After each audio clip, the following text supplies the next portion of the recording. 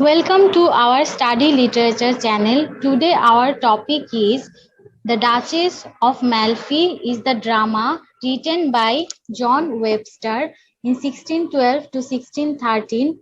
It was first published in Blackfriars Theatre. Now I will summarize the drama. Summary: The Duchess of Malfi takes place in Roman Catholic Italy, which English audiences at the time when the play was written would have associated with the corruption. Duchess of Malfi যখন লেখা হচ্ছিল তখন Roman Catholic ইতালিতে এক ধরনের corruption চলছিল, তাই এই ড্রামাতে আমরা কিছু করাপশনও দেখতে পাবো।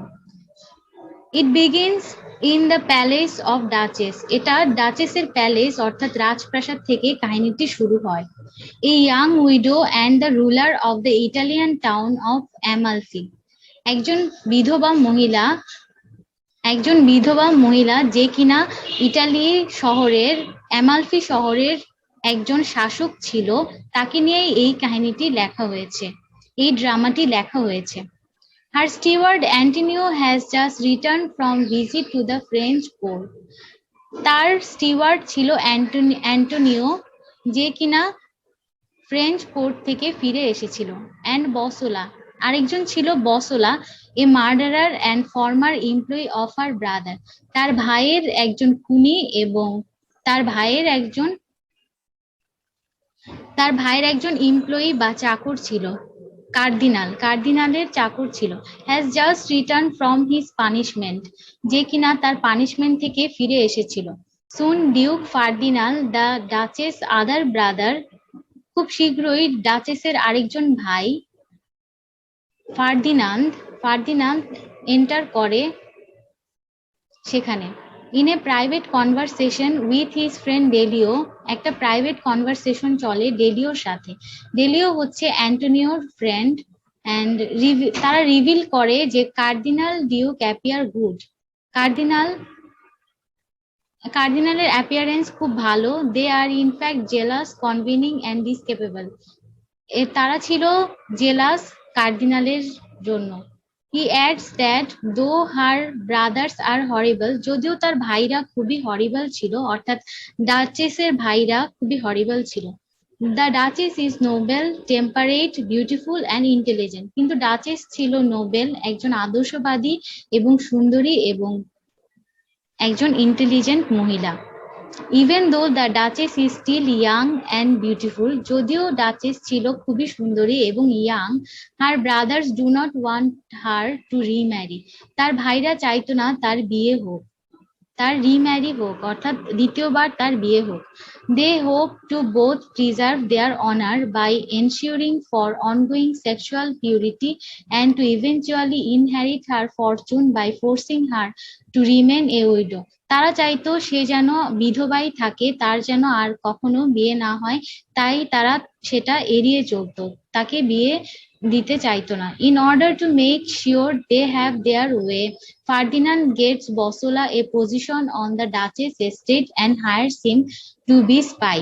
বসোলাকে সে ডাচেসের ভাই ফার্দিনান্দ বসোলাকে হায়ার করে ডাচেসের অ্যাক্টিভিটি গুলো দেখার জন্য, অর্থাৎ বসোলা হচ্ছে একজন স্পাই যাকে ডাচেসের ভাই ফার্দিনান্দ ডাচেসের অ্যাক্টিভিটি দেখার জন্য হায়ার করে। Bosola doesn't want to be a spy, Bosola কোনো স্পাই হতে চায়নি, but he feels that it's his duty to obey the duke, কিন্তু সে মনে করতো যে এটা তার কর্তব্য, তার রাজার কথা শোনা তার কর্তব্য, অর্থাৎ ফার্দিনান্দের কথা শোনা তার দায়িত্ব। Even if doing so makes him corrupt, যদিও এটা করাপশনের মধ্যে পড়ে, তবুও বসোলা ফার্দিনান্দের কথা শুনে ডাচেসের উপর নজর রাখত। Ferdinand and the cardinal that confront the Duchess with rehearsed speech instructing her not to remarry. Ferdinand চাইতো ডাচেস যেন রিম্যারি না করে, অর্থাৎ দ্বিতীয়বার বিয়ে না করে।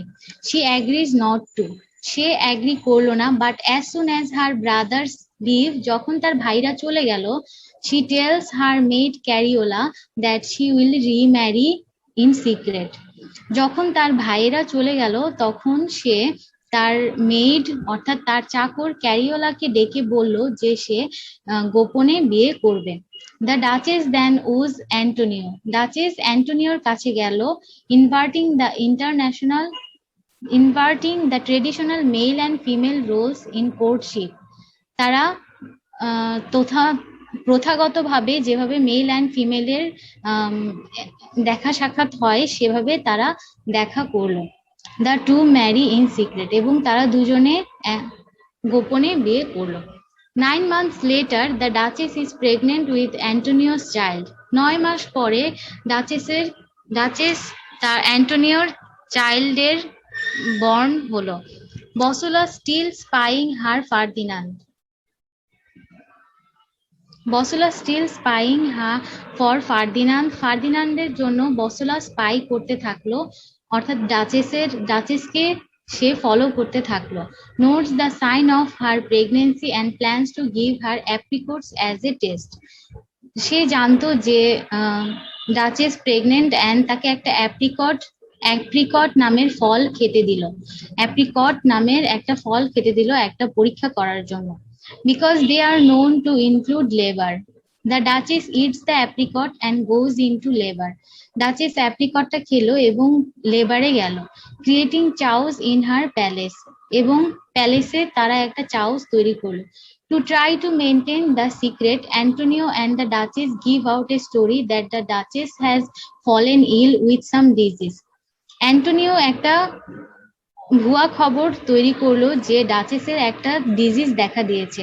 Antonio confronts Bosola to ask if the apricots were poisoned. Antonio বসুলাকে জিজ্ঞেস করলো যে অ্যাপ্রিকটটা কি পয়জন ছিল। Bosola denies the claim. Bosola এই ক্লেমটা ডিনাইজ করলো, বললো যে না, ছিল না। The arguments he notices that Antonio had accidentally dropped a piece of paper. কিন্তু অ্যান্টোনিওর কাছে অ্যাক্সিডেন্টালি একটা কাগজ পড়ে গেল। It is a horoscope for a baby. এই কাগজটাতে লেখা ছিল একটা হরোস্কোপ, একটা রাশিফল লেখা ছিল বা একটি বাচ্চার জন্য। Which provides Bosola with concrete evidence. Bosola সেখান থেকে একটা প্রুফ পেয়ে গেল যে ডাচেস হ্যাড এ চাইল্ড, ডাচেসের একটি বাচ্চা আছে। He decide to send the paper in a letter to the duchess brother in Rome. Bosola তারপর কি করলো, বসুলা ওই কাগজটি তার ভাইয়ের কাছে রোমে পাঠিয়ে দিল। When Ferdinand and Cardinal learned that Duchess has disobeyed them, যখন ডাচেসের ভাই ফার্দিনান্দ এবং তার আরেক ভাই কার্দিনান্দ জানতে পারলো যে ডাচেস তাদের ডিসওবে করেছে, তাদের কথা মানেনি, গোপনে বিয়ে করেছে, they are infuriated thinking their noble blood has been tainted. তারা মনে করলো যে তাদের আদেশ মানেনি, খুব ভালো কাজ করেনি duchess. Ferdinand seems also to be overwhelmed with anger by the idea that duchess has been having, but they decide to wait to find out who the father is before taking action. তারা জানতে চেষ্টা করলো যে এই বাচ্চাটির বাবা কে। A few years later, কিছু বছর পরে, the Duchess had two more of Antonio's children.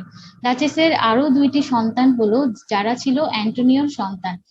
Ferdinand, who learned of the children from Bosula, decided to confront the Duchess in her bedchamber. Ferdinand যে জানতো বাচ্চাগুলো কার, সে বসুলাকে ডাকলো এবং ডাচেসের চেম্বারে পাঠালো। Ferdinand sneak in the frightens the duchess. ডাচেসকে সে ভয় দেখালো। Ferdinand giving her a knife, তাকে একটা চাকু দিল, and suggesting that she kill herself, এবং বলল যে তুমি নিজেকে মেরে ফেলো। She admits that she is married. সে বলল যে আমার বিয়ে হয়েছে। অ্যান্ড হি বিকামস এনার্সড, এবং সে চিৎকার করলো। He says that she has lost her reputation. Ferdinand বলল যে তুমি তোমার রেপুটেশন হারিয়ে ফেলেছো। And he swears that he will never see her again in his life, এবং সে বলল যে আমি তোমাকে জীবনে আর কখনো দেখতে চাই না। Antonio and the duchess make a plan to flee. তারপর কি হলো, অ্যান্টোনিও এবং ডাচেস একটা প্ল্যান তৈরি করলো যে তারা পালিয়ে যাবে। The Duchess announced that Antonio has been using his position to steal from her. Duchess announce করলো যে অ্যান্টোনিও তার পজিশন নিয়ে যেতে চায় অ্যান্ড হ্যাজ বিন ফায়ার্ড, এবং অ্যান্টোনিওকে সে চাকরি থেকে বরখাস্ত করে দিল। As an excuse to get him out of Amalfi, যখন সে একটা এক্সকিউজ দেখাতে পারলো অ্যামালফি থেকে চলে যাওয়ার জন্য, after Bosola privately defends Antonio to the duchess as being honourable and worthy. The Duchess confirms the Bosula that Antonio is innocent. Duchess বসুলাকে ডেকে নিয়ে বলল যে অ্যান্টোনিও আসলে ইনোসেন্ট, সে কিছুই করেনি, তাকে যেতে দাও। She plans to flee to join him. সে আরো একটি প্ল্যান করলো যে সে তার সাথে জয়েন করবে।